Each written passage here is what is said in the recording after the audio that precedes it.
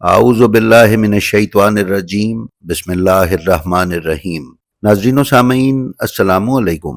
امید ہے آپ خیریت سے ہوں گے اور ہماری ویڈیوز سے استفادہ بھی کر رہے ہوں گے۔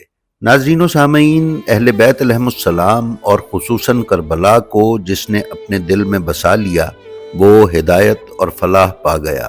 ہماری آج کی ویڈیو ایک ایسے ہی کردار کا تعارف ہے جس کو جب شریکت الحسین حضرت بی بی زینب سلام اللہ علیہا کی معرفت نصیب ہوئی تو نہ صرف یہ کہ اس کی زندگی میں انقلاب آ گیا بلکہ اس کی موت بھی ایک اعلیٰ و عرفہ مقام پر ہوئی۔ تو آئیے چلتے ہیں اور ملتے ہیں اس کردار سے۔ ناظرین، میری کولی کوفسکی نامی ایک لڑکی نے 40 کی دہائی میں آسٹریا کے ایک عام گھر میں آنکھ کھولی۔ اس کا بچپن اور سکول اور کالج کا زمانہ مشکلات اور مالی پریشانیوں کا زمانہ تھا۔ اپنی تعلیم اور زندگی جاری رکھنے کے لیے میری کو کئی چھوٹے موٹے کام کرنے پڑے۔ اس کے دیگر بہن بھائی اپنی زندگی قائم رکھنے کے لیے کئی غیر قانونی کاموں میں ملوث ہو گئے، لیکن میری نے غیر قانونی کاموں کی بجائے محنت اور مشقت کو اپنایا اور اپنی تعلیم کو جاری رکھا۔ اسی سلسلے میں میری نے ایک کیفے میں ویٹرس کی نوکری بھی کی۔ وہیں اس کی ملاقات ایک فلم پروڈیوسر سے ہوئی جس نے اسے فلموں میں کام کرنے کا مشورہ دیا، جسے میری نے قبول کیا اور اسے مختلف فلموں میں چھوٹے موٹے رولز ملنا شروع ہو گئے۔ اس کے ساتھ ہی ساتھ وہ اپنی تعلیم کا سلسلہ بھی جاری رکھے ہوئے تھی۔ کچھ ویب سائٹ سے یہ معلوم ہو سکا ہے کہ فلموں اور روزگار کے سلسلے میں میری آسٹریا سے جرمنی منتقل ہو گئی تھی۔ جب وہ جرمنی میں مقیم تھی تو وہاں ایک مصری فلم یونٹ بھی آیا ہوا تھا۔ ڈائریکٹر کو اپنی فلم کے لیے کسی کم معاوضہ جرمن اداکارہ کی تلاش تھی جو اس فلم میں مرکزی کردار کی محبوبہ کے طور پر اداکاری کر سکے۔ میری کوفسکی کو جب یہ علم ہوا تو وہ فلم ڈائریکٹر سے ملی اور اسے آڈیشن دیا اور فلم کے لیے اسے منتخب کر لیا گیا۔ فلم کا نام قندیل ام ہاشم تھا۔ یہ فلم آنکھوں کے ایک ڈاکٹر کے گرد گھومتی ہے جو جرمنی سے ڈاکٹری کی تعلیم لے کر قاہرہ واپس آتا ہے اور اپنی پریکٹس شروع کرتا ہے۔ واپس آ کر اسے یہ محسوس ہوتا ہے کہ لوگ ام ہاشم نامی مسجد کے چراغ کا تیل اپنی آنکھوں کی بیماریوں کے لیے استعمال کرتے ہیں، جس سے ان کی آنکھوں کی بیماریاں ٹھیک ہونے کی بجائے مزید شدت اختیار کر جاتی ہیں۔ ناظرین، فلم میں جس ام ہاشم نام کی مسجد کی قندیل کے تیل کو لوگوں کو تبرکاً استعمال کرتے دکھایا گیا ہے اور جس مسجد کے شارٹس یا جس میں فلم کی شوٹنگ کی گئی وہ دراصل قاہرہ میں سیدہ زینب سلام اللہ علیہا سے منسوب روضہ اور مسجد ہے۔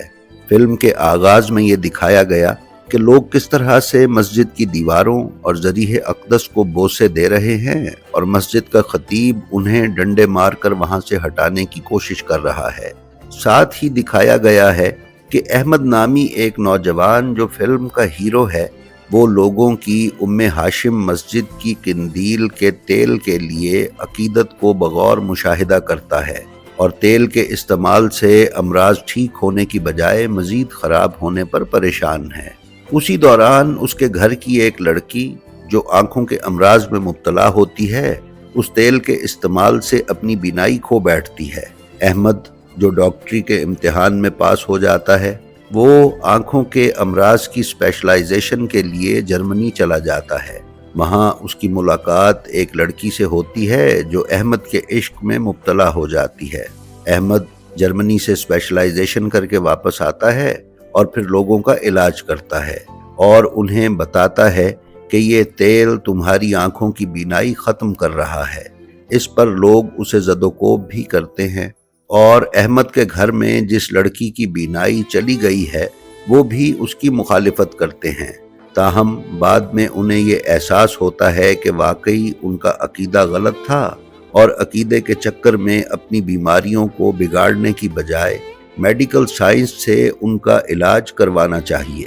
ناظرین، فلم میں ڈاکٹر احمد کی محبوبہ جرمن لڑکی کا کردار میری کولی کوفسکی نے ادا کیا۔ جرمن ڈائریکٹر نے کن اثرات کے تحت اس فلم میں بی بی زینب سلام اللہ علیہا کے روضے کو استعمال کیا اور اس کی قندیل کے تیل کے استعمال کے گرد اس فلم کی کہانی لکھوائی، وہ بحث ہمارے مضمون سے خارج ہے۔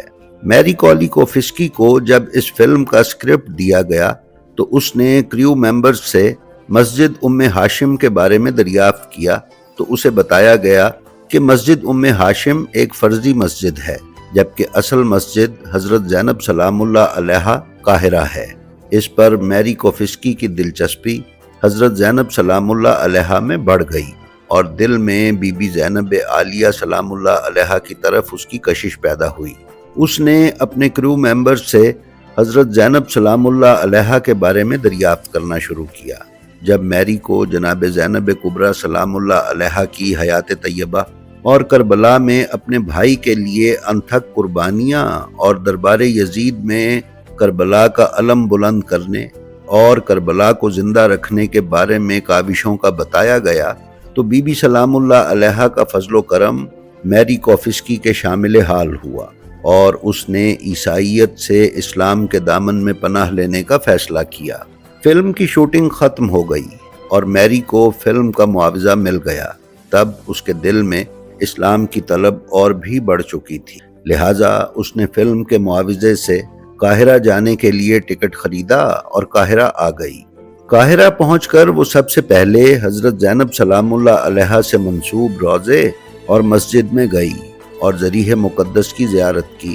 پھر اس نے وہاں لوگوں سے اپنی خواہش کا اظہار کیا کہ میں اسلام قبول کرنا چاہتی ہوں۔ چونکہ میری عربی نہیں جانتی تھی، اس لیے مقامی لوگوں نے اس کی مدد کی اور اسے مشہور اداکار عبدالوارث اثر کے پاس لے گئے، جس نے فلم قندیل ام ہاشم میں بھی کام کیا تھا۔ عبدالوارث اثر نے اس کا پرتپاک استقبال کیا اور جب میری نے اسلام قبول کرنے کی خواہش کا اظہار کیا تو وہ اسے دارالافتاء لے کر چلا گیا، جہاں مصر کے مفتی احمد الآل حریدی نے اسے کلمہ پڑھایا اور اس کا اسلامی نام زینب الحسین علی رکھا گیا۔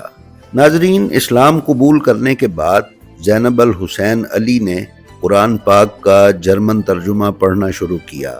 قرآن مجید کی برکت اور بی بی زینب کبریٰ سلام اللہ علیہا کے فیوز و عنایات کی وجہ سے اس کے دل کی دنیا یکسر تبدیل ہو گئی۔ اس نے عبدالوارث اثر سے حج پر جانے کی خواہش ظاہر کی۔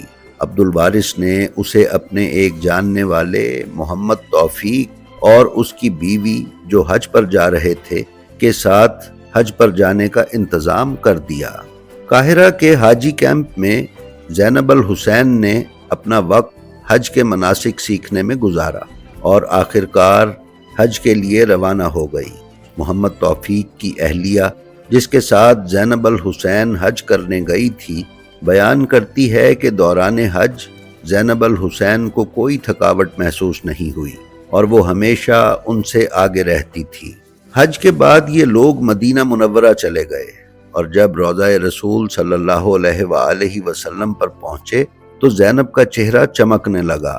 اس نے قرآن پاک کو اپنے سینے سے لگایا اور بلند آواز سے کلمہ شہادت پڑھا اور گر گئی۔ جب دیکھا تو پتہ چلا کہ اس کی روح پرواز کر چکی ہے اور وہ خالق حقیقی سے جا ملی ہے۔